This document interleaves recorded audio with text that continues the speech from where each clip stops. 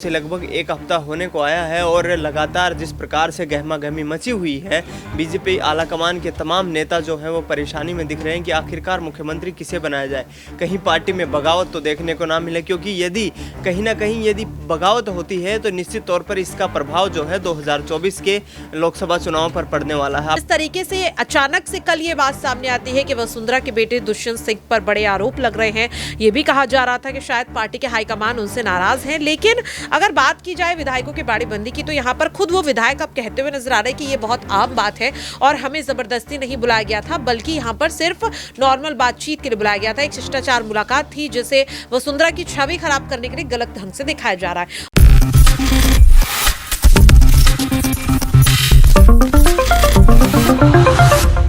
आखिरकार राजस्थान का अगला मुख्यमंत्री कौन होगा?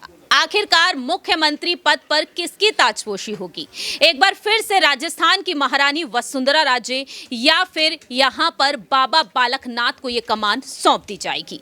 यह सवाल यहां पर हर किसी के मन में उठ रहा है। राजस्थान के नतीजे जब से सामने आए हैं तब से लगातार बीजेपी खेमे में मंथन चल रहा है और राजधानी दिल्ली में बैठकें लगातार की जा रही हैं। बीजेपी हाईकमान ने कई दिग्गज नेताओं को तलब किया है और यहां तक कि वसुंधरा राजे भी दिल्ली पहुंच चुकी हैं। पार्टी हाईकमान से वह भी मुलाकात कर चुकी हैं। ऐसे में अब बार बार यही सवाल उठ रहा है कि आखिरकार वसुंधरा राजे को अब इन विधानसभा चुनाव के बाद क्या मिलेगा? मुख्यमंत्री पद मिलेगा या फिर नहीं, या फिर दिल्ली की सियासत में उन्हें एक्टिव किया जाएगा? नमस्कार, मैं प्रांशी राठौर और आप देख रहे हैं नेक्स्ट 9 न्यूज। स्वागत है आपका हमारे स्पेशल प्रोग्राम 2024 का महासंग्राम में, जिसमें हम चर्चा करेंगे वसुंधरा राजे को लेकर। आगामी लोकसभा चुनाव को मद्देनजर रखते हुए इस बार वसुंधरा राजे को क्या कुछ मिल सकता है? क्या वाकई में राजस्थान की सियासत तक ही वह रहेंगी या फिर राजस्थान से बढ़कर वह दिल्ली की सियासत में भी नजर आएंगी? क्योंकि यह सवाल इस वजह से उठ रहा है कि वसुंधरा राजे को लेकर यह कहा जा रहा है कि कहीं ना कहीं उनके बगावती तेवर देखने को मिल सकते थे अगर उन्हें मुख्यमंत्री पद नहीं मिलेगा। लेकिन इसी बीच बीजेपी हाईकमान ने अपने पर्यवेक्षकों का ऐलान कर दिया है। रक्षा मंत्री राजनाथ सिंह के हाथों में जिम्मेदारी सौंप दी गई है कि अब वह राजस्थान जाकर राजस्थान की सियासत को बखूबी समझेंगे और तब जाकर यहां पर फैसला लिया जा सकता है कि आखिरकार मुख्यमंत्री कौन होगा। फिलहाल देखा जाए अंदरूनी सूत्रों के मुताबिक ये तक कहा गया है कि वसुंधरा राजे का नाम मुख्यमंत्री पद के लिए तय नहीं है, बल्कि यहां पर बाबा बालकनाथ के नाम पर ही मोहर लग सकती है। ऐसे में देखा जाए तो वसुंधरा राजे के लिए क्या कुछ सोच विचार किए जा सकते हैं। दरअसल आपको बता दें कि 2024 में लोकसभा चुनाव होने जा रहे हैं और इन लोकसभा चुनाव को मद्देनजर रखते हुए वसुंधरा राजे को अब कहीं ना कहीं दिल्ली की सियासत तक पहुंचाया जा सकता है, या फिर यूं कहा जाए कि वसुंधरा राजे को विधानसभा की तरफ रुख कराया जा सकता है।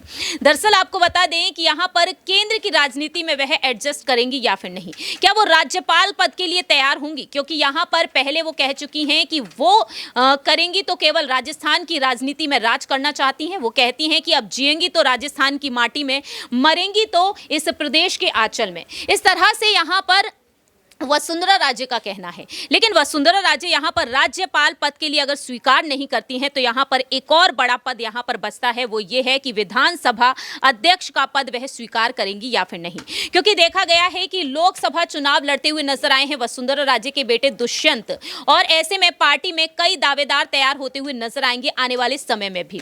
तो विधानसभा अध्यक्ष की अगर बात की जाए तो आपको जानकारी दे दें कि गहलोत सरकार में जो मंत्री हैं, जो खुद भी मुख्यमंत्री पद के दावेदार के लिए यहां पर सुर्खियों में बने रहे, वो है डॉक्टर सीपी जोशी। महज एक वोट की वजह से वह हार गए थे और ये वोट उनकी पत्नी ने ही उन्हें नहीं दिया था। और ऐसे में देखा जाए तो डॉक्टर सीपी जोशी का नाम भी काफी ज्यादा सुर्खियों में रहा। डॉक्टर सीपी जोशी मुख्यमंत्री तो नहीं बन पाए, लेकिन उन्हें विधानसभा की तरफ भेज दिया गया और आज वह विधानसभा के अध्यक्ष हैं। तो ऐसे में देखा जाए इस तर्ज पर अब यहां पर अंदाजा ये लगाया जा रहा है कि कहीं ना कहीं वसुंधरा राजे को विधानसभा की तरफ भेजा जा सकता है और ऐसे में राजस्थान में एक बार फिर से यहां पर यही फैसला देखने को मिल सकता है कि मुख्यमंत्री नहीं तो विधानसभा अध्यक्ष। न्यूज रूम में बैठे हुए सहयोगियों से जानना चाहेंगे कि इस पर उनका क्या कुछ कहना रहेगा। पहला सवाल यहां पर दिनेश से लेते हैं कि आखिरकार दिनेश का इस पर क्या कुछ कहना है। वसुंधरा राजे के लिए क्या वाकई में राजस्थान की सियासत में मुख्यमंत्री पद एकदम सटीक बैठता है या फिर कोई दूसरा अन्य पद? जी, निश्चित तौर पर जिस प्रकार से प्रांशी देखा जाए तो पिछले कई दिनों से लगभग एक हफ्ता होने को आया है और लगातार जिस प्रकार से गहमा-गहमी मची हुई है, बीजेपी आलाकमान के तमाम नेता जो हैं वो परेशानी में दिख रहे हैं कि आखिरकार मुख्यमंत्री किसे बनाया जाए। कहीं पार्टी में बगावत तो देखने को ना मिले, क्योंकि यदि कहीं ना कहीं यदि बगावत होती है तो निश्चित तौर पर इसका प्रभाव जो है 2024 के लोकसभा चुनाव पर पड़ने वाला है। आपको बता दें कि जैसे ही विधानसभा चुनाव में बीजेपी को राजस्थान में जीत मिली और उसके बाद जो शक्ति प्रदर्शन वसुंधरा राजे सिंधिया की तरफ से किया गया, वो निश्चित तौर पर हाईकमान को ताकत दिखाई गई कि एक बार फिर से किस प्रकार वसुंधरा राजे सिंधिया राजस्थान में सबसे बड़ी बीजेपी की नेता हैं और वह निश्चित तौर पर मुख्यमंत्री के दावेदार हैं। आपको बता दें कि 3 बार वह पहले भी मुख्यमंत्री रह चुकी है। उसके बाद जिस प्रकार से जयपुर सीकर रिजॉर्ट पर उनके बेटे सांसद दुष्यंत सिंह के द्वारा 6-7 विधायकों को अपने साथ वहां पर रात भर के लिए रोका गया, उसके बाद जो पार्टी के प्रदेश कार्यकारिणी के अध्यक्ष हैं सीपी जोशी, उन्होंने एक्शन लिया। इसके बाद पार्टी की इकाई के कई नेताओं के बीच हाथापाई की भी खबरें सामने आई। तो ये पूरा का पूरा जो मामला है वो कहीं ना कहीं मुख्यमंत्री की रेस के लिए है और मुख्यमंत्री के तौर पर वसुंधरा राजे सिंधिया अब अपने आप को आलाकमान के सामने प्रेजेंट करती नजर आ रही। वाकई में देखा जाए तो अब आलाकमान के सामने वह खुद को किस तरह से प्रेजेंट करें, ये बात आप बखूबी समझ ही चुके हैं, क्योंकि बीती रात ही जेपी नड्डा जी से उनकी मुलाकात हुई और इसके बाद देखा गया कि जब वह मुलाकात के बाद बाहर निकली तो उनके चेहरे पर मुस्कुराहट नजर आई। लेकिन यहाँ पर अब अंदाजे अलग अलग लगाए जा रहे हैं। यहाँ पर अगले कुछ सवाल रहेंगे बाकी के सहयोगियों से कि आखिरकार राजस्थान की सियासत को ध्यान में रखते हुए उनका क्या कुछ कहना है। अगला सवाल यहाँ पर प्रज्ञा से लेना चाहेंगे कि वसुंधरा राजे के लिए आखिरकार बीजेपी हाईकमान ने क्या कुछ सोच विचार कर रखा है। आखिरकार वसुंधरा राजे यहां पर जब जेपी नड्डा से मुलाकात करके निकली और दूसरी ही तरफ सोशल मीडिया के जरिए पीएम मोदी की वह तारीफ करती हुई नजर आती हैं। क्या यहां पर बीजेपी हाईकमान को रिझाने की कोशिश की जा रही है, मनाने की कोशिश की जा रही है, जिस तरह से उनके बेटे दुष्यंत ने यहां पर बागी तेवर दिखा दिए? बिल्कुल, देखिए अगर बात करें वसुंधरा राजे की तो जब से परिणाम सामने आए हैं तीनों राज्यों के, उसके बाद से ही देखा जा रहा है कि वसुंधरा काफ़ी ज़्यादा एक्टिव हैं। वो सीधे सीधे विधायकों से बातचीत करती हुई नजर आ रही है, न केवल भारतीय जनता पार्टी के बल्कि निर्दलीय विधायकों से भी लगातार बातचीत उनकी जारी है।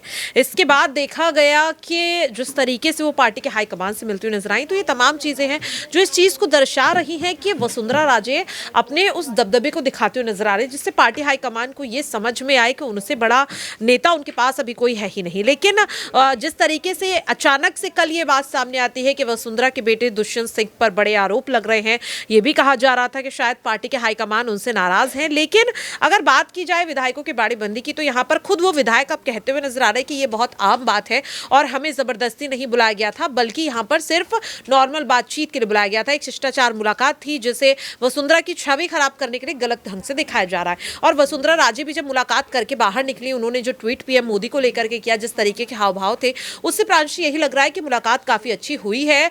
और यहाँ पर राजनाथ सिंह को पर्यवेक्षक के तौर पर राजस्थान भेजना और सीधे सीधे वो जयपुर जाएंगे, तो वो इस बात की ओर इशारा कर रहा है कि जो मुलाकात है वो काफी अच्छी हुई है। और दुष्यंत सिंह को लेकर अब तक जो भी कहा जा रहा था उसका कुछ खास असर जो है वो मुख्यमंत्री पद को लेकर के नहीं पड़ा।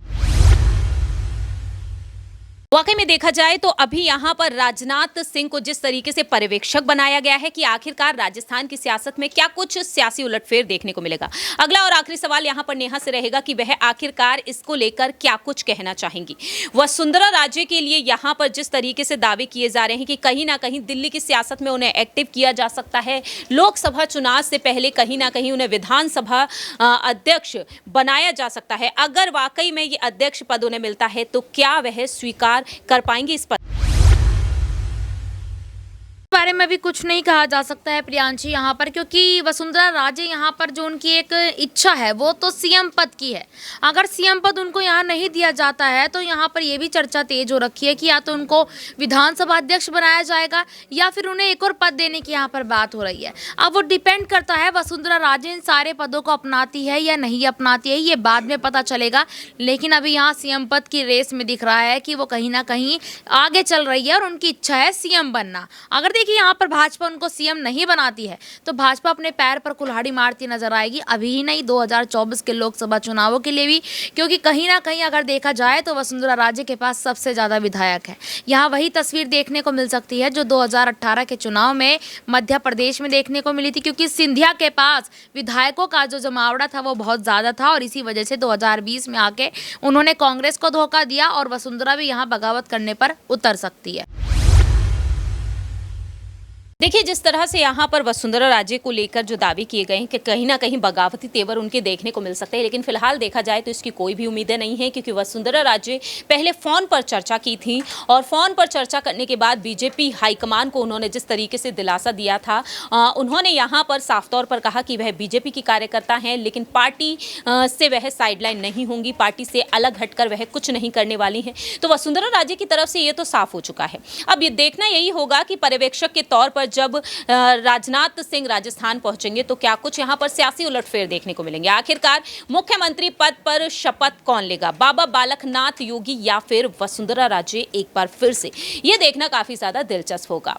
फिलहाल हमारे इस खास प्रोग्राम में इतना ही, लेकिन आपकी क्या कुछ राय प्रतिक्रिया है कमेंट सेक्शन में आप बता सकते हैं। तब तक के लिए आप देखते रहिए नेक्स्ट 9 न्यूज।